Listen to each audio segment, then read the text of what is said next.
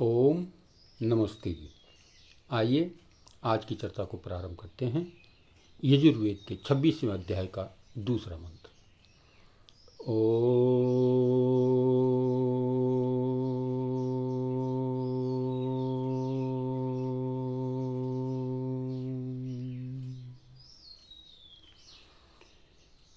यथेमां वाचं कल्याणी मा वदानि जनेभ्यः ब्रह्मराजन्नाभ्याम शूद्राय चार्याय च स्वाय चारणाय।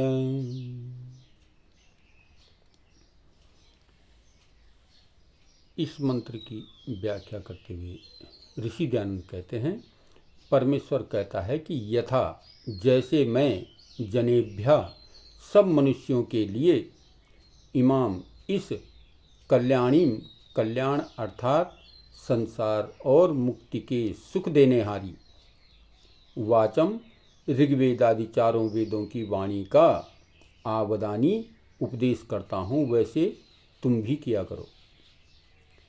महर्षि दयानंद जी से प्रश्न किया गया। प्रश्नकर्ता ने प्रश्न पूछा कि क्या स्त्री और शूद्र को भी वेद पढ़ने का अधिकार है? क्योंकि चर्चा चल रही है तीसरे समूल्यास में पठन पाठन विषय पर। तो यहाँ पर प्रश्नकर्ता ने प्रश्न किया कि क्या शूद्र को और स्त्री को भी वेद पढ़ने का अधिकार है? क्योंकि पौराणिक जगत में ये व्यवस्था बना दी गई है कि स्त्री और शूद्र को वेद पढ़ने का अधिकार नहीं। स्त्री और शूद्र यदि वेद पढ़ ले तो उसकी जिह्वा काट दी जाए, यदि सुन ले तो उसके कानों में शीशा पिघलाकर डाल दिया जाए। तो यहाँ पर ऋषि दयानंद ने इस यजुर्वेद के दूसरे अध्याय का 26वें अध्याय का दूसरा मंत्र प्रस्तुत करते हुए कहा है कि प्रत्येक व्यक्ति को वेद पढ़ने का अधिकार है। परमात्मा ये उपदेश कर रहा है कि जैसे मैंने सूर्य सबके लिए बनाया है, पृथ्वी सबके लिए बनाई है, हवा सबके लिए बनाई है, जल सबके लिए बनाया है, अग्नि सबके लिए बनाई है, ये पंचतत्व जिस प्रकार से मैंने सबके लिए बनाए हैं, ठीक इसी प्रकार से वेद भी सबके लिए हैं। सबको वेद पढ़ने का अधिकार है। इस पर किसी का कंट्रोल नहीं, कोई एक व्यक्ति इस पर काबिज नहीं हो सकता, एक समाज एक समुदाय इस पर जो है अपना आधिपत्य नहीं जमा सकता। ये समस्त मानव मात्र के लिए है। क्यों? क्योंकि वेद में जो है जीने की कला है।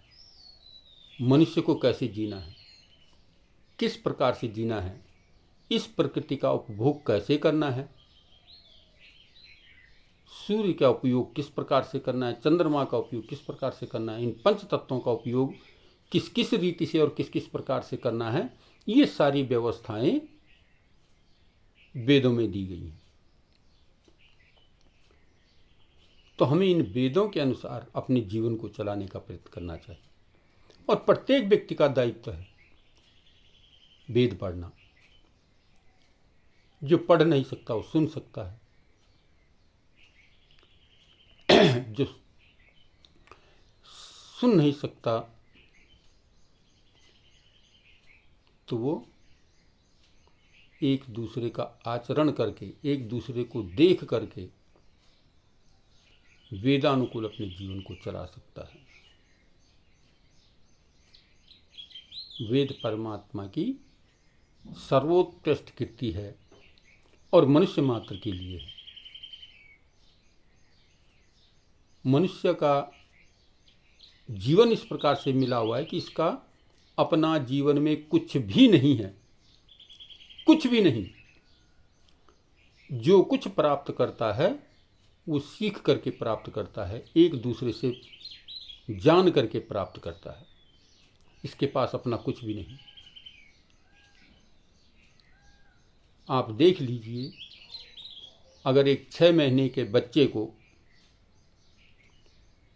किसी कमरे में छोड़ दिया जाए और वहाँ अनेक प्रकार के खाद्य सामग्री डाल दी जाए,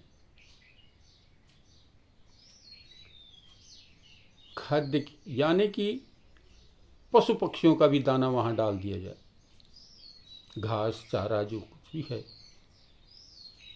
वो डाल दिया जाए और मनुष्य के बच्चे को छोड़ दिया जाए,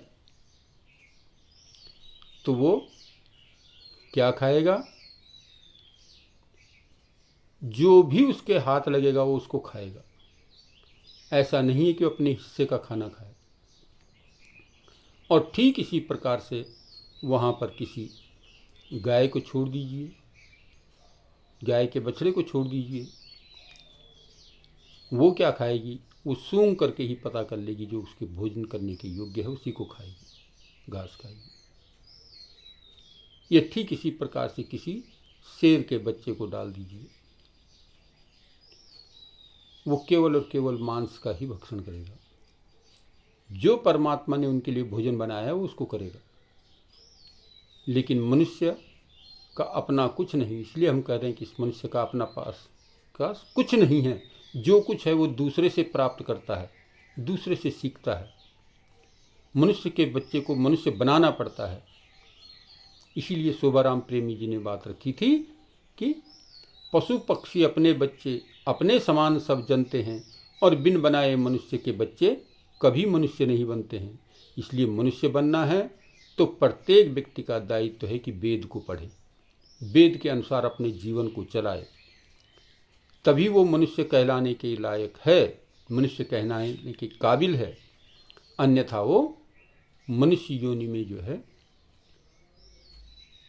विचरता हुआ पशु पक्षियों के समान है।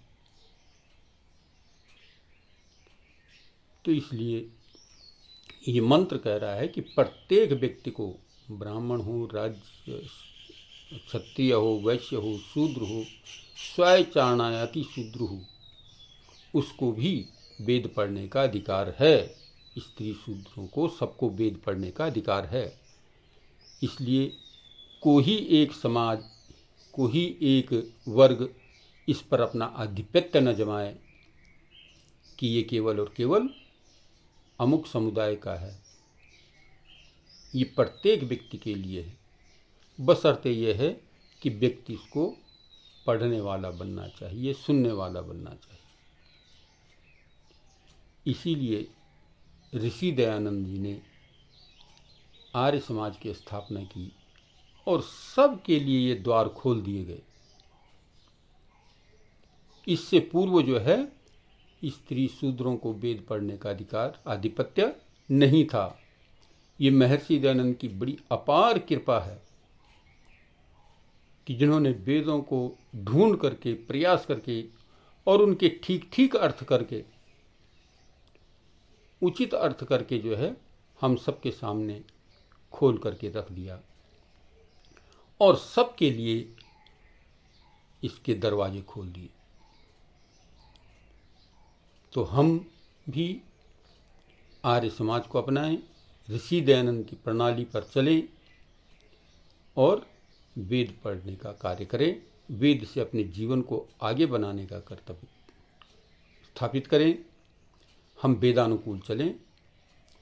वेद सर्वोत्कृष्ट वाणी परमपिता परमात्मा की है, तो हम वेदानुकूल अपने जीवन को यदि हम चलाते हैं तो हमारा जीवन और सफल और सार्थक हो जाता है। वीडियो लंबा होता चला जाता है, इसलिए मैं सूक्ष्म रूप में, सरल भाषा में, साधारण रूप में समझाने का प्रयत्न करता हूँ ताकि प्रत्येक व्यक्ति के दिलो दिमाग में ये बात बैठ सके और वो अपने जीवन को वेदानुकूल चलाने का प्रयास कर सके, वेदों के अनुसार अपने जीवन को उज्जवल में बनाने का प्रयत्न कर सके। तो आइए इस मंत्र से प्रेरित होकर के हम अपने जीवन को वेदों की ओर चलाने का प्रयत्न करें और उसके अनुसरण अपने जीवन को उन्नत में बनाने का प्रयत्न करें। तो आइए आज की चर्चा को यहीं पर विरमित करते हैं। ओम शांति।